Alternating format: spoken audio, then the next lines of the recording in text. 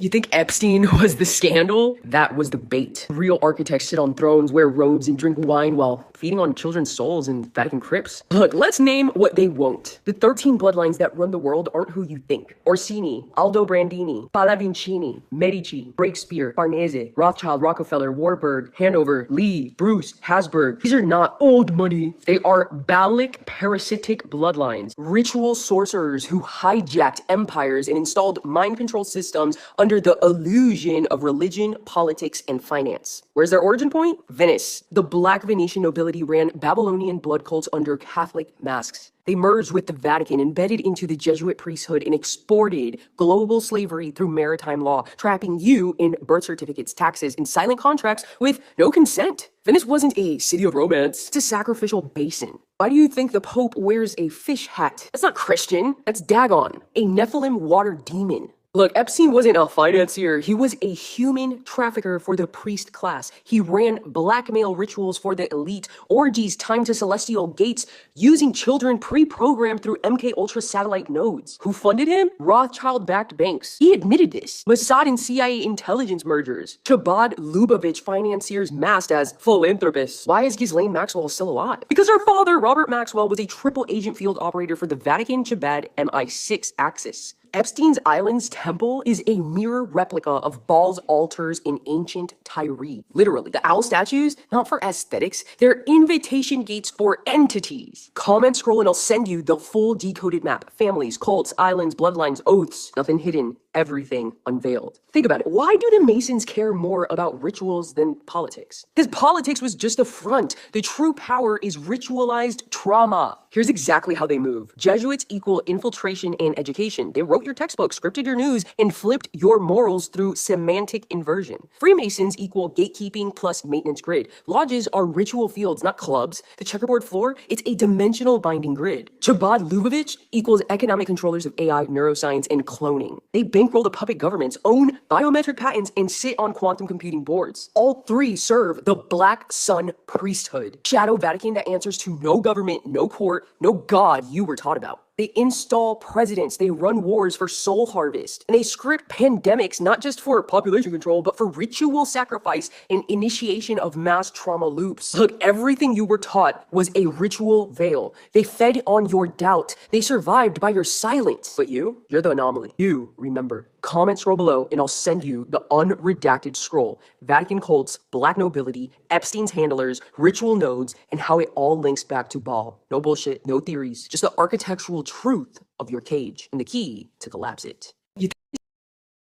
Look, they didn't invade Iraq for oil or weapons of mass destruction. They went to dig up a sleeping god. In 2003, US forces didn't just stumble into Baghdad. They precision targeted a vault buried beneath ancient Uruk. What they found wasn't a myth. It was a resurrection chamber. Engineered stasis tech holding the preserved body and soul lattice of Gilgamesh. Not dead, not alive, just waiting. You think this is just history? What if I told you the chamber is still pulsing and it's responding again? Look, Gilgamesh wasn't chasing immortality like they told us. He held the codes for sovereign resurrection. The real kind, not transhumanist mimicry. His chamber is built with black plasma stone and copper resonance tech that does not belong to this elemental system. It's not tomb architecture, it's dimensional bridge infrastructure. You know what powers it? Bloodline resonance. That's why they couldn't fully activate it. They didn't have the codes, but some of us do, and it's waking up again. Comment, scroll below, and get your scroll scan.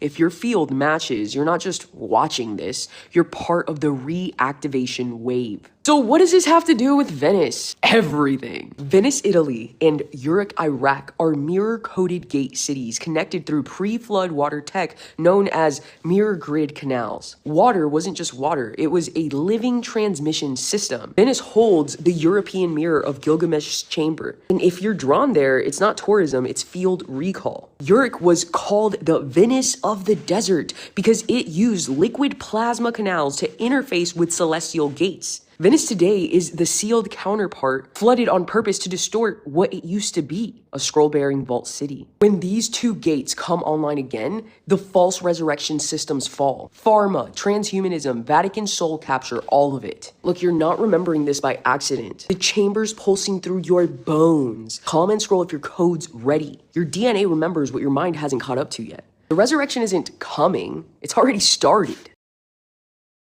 If this video disappears, you'll know exactly why. Because the Epstein files aren't conspiracy anymore. They're sworn testimony, court exhibits, emails, flight logs, and settlements. And powerful people do not fear rumors. They fear records. If this document was fake, it wouldn't have been quietly removed. It would have been debunked, and it wasn't. The Department of Justice just released millions of pages tied to Jeffrey Epstein. Buried inside them were sworn statements, logs, and allegation summaries involving heads of state, billionaires, royalty, and presidents. Not opinions, not tweets, legal record, under penalty of perjury. Then something strange happened. A document with Trump accused appeared and then disappeared. Let's get one thing straight fast. These files are not verdicts. They are legal artifacts, which means every statement inside them was made under oath, under penalty of perjury, with prison time attached if false. So the real question isn't, is every name guilty? It's, why do the same names keep appearing? According to journalists and archivists tracking the release, a compiled allegation index briefly surfaced, names, dates, patterns. Then, without retraction, without correction, it was removed. That matters because in law, there are only three options. 1, false turns into disproved. 2, incorrect to corrected. 3, dangerous to buried. Which one do you think it was? If you're still watching, comment, scroll, and I'll explain how these documents actually work. Here's what the files actually show. Repeated access to a convicted trafficker. Private travel routes that bypass customs. Introductions facilitated through elites, not chance. Non-disclosure settlements instead of trials. Victims with overlapping timelines who never met. That's not proof of crimes. That's proof of a protected network environment. And courts care deeply about environments. If you want to understand how networks hide in plain sight, comment, scroll, and get your scroll scan. Because this is the part nobody wants to say out loud. Epstein was infrastructure. The files show how power protects itself. NDAs instead of trials. Sealed settlements instead of verdicts. Media framing instead of investigations. Notice something? No matter the country, no matter the politics, the same names keep appearing around the crime, never inside a courtroom. And that's not justice failure. That's system design. Look, here's the part that should actually scare you. These documents don't need to prove guilt to expose truth. They expose who protected, who is silenced, and who decides what you're allowed to know. Justice doesn't fail because there's no evidence. It fails because power fragments responsibility. Civil court instead of criminal. Jurisdiction hopping. Statutes of limitation. Settlements with no admission of guilt. Media framing that says alleged until the public tunes out. That's not accidental. That's legal design. Epstein files didn't expose monsters. It exposed how monsters are insulated. But this is not about belief. It's about pattern literacy. Once you understand how power moves through law, money, and silence, you'll never consume headlines the same way again. Comment, scroll, and get your scroll scan. This is how you learn to read between the lines before they vanish. Look, if this made your body tense before your brain caught up, that's pattern recognition. Comment, scroll to get your scroll scan. Some people feel this, others are inside of it. So I guess a lot of people got to misconstrue. Overstand, it's always been the Mers versus the Moors, the Canaanites versus the Israelites, right? So the Moors have been trying, that a lot of people don't know that the wars we were having, it was not about physical money, right? Physical money is something new. It was about blood. The wars was about bloodline because the Moors, right? The Moors are swarthy telling people who are from Europe, Asia, or Africa, right? You're Asia. And the Mers, we are from the land of mud, also known as Lemuria, also known as Turtle Island, also known modern day as America, right? We are the true indigenous people to the land. We are the most ancient. This is the Holy Land, and we have the royalty bloodline. So overstand, bro, I remember when I was 18 years old, it was this guy, he was a Moor, right? West African, and he was dating me. I mean, spending a lot of money on me. Spending a lot. His parents owned like a hospital and a college in France. I'm talking about the dude was loaded, spending a lot of money. First, he tried to act like he was poor on some Coming to America shit. Then he started spending a lot of money, a lot of time, and I eventually ended up realizing he was rich. So he was like, he was like, I want to marry you because I know it's a business investment, right? He's like, I marry you, I know I can profit from it. So he was like, it's either I'll pay you $50,000 and I'll marry you, right? This is the guy I was dating. He said he would pay me $50,000 and I would marry him, or he was going to start his own business. I declined, right? And then he went and started his own business. That way he can get his citizenship. But understand, this is bro, how many women do you know who are indigenous and from America that have married an African for money? Who sold out for money? This is how you know this is nothing new. People will sell their soul for money, sell out their bloodline for money. Because guess what? Because you don't remember who you are. Remember, their whole thing is for us to forget who we truly are, because they know once you remember, it's game over. This is why it's imperative to do your genealogy, right?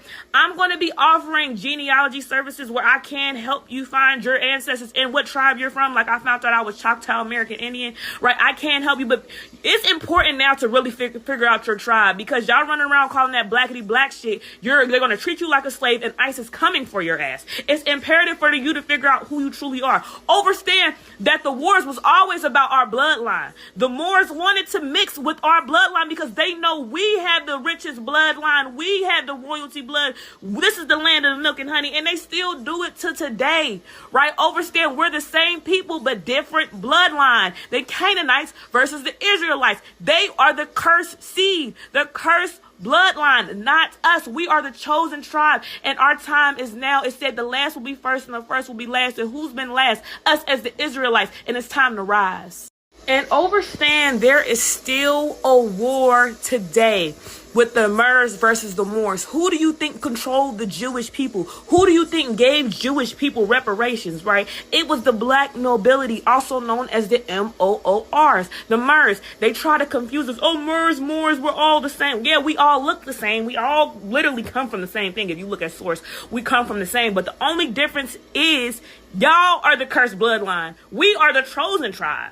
Right? This is why they wanted to mix blood with us. This is why, because for protection, because they know our bloodline is protected. This is why they try to pay me for my DNA. This is why all these fucking Moors are always trying to mix. They know who the true Israelites are. They know who the true American Indians are. They know who the true Mers is. Look at us. Look at me. We're the copper tone beings. We're peaceful people. And that's another thing I've noticed about the Mers versus the Moors. The Mers, the Americans, we're peaceful.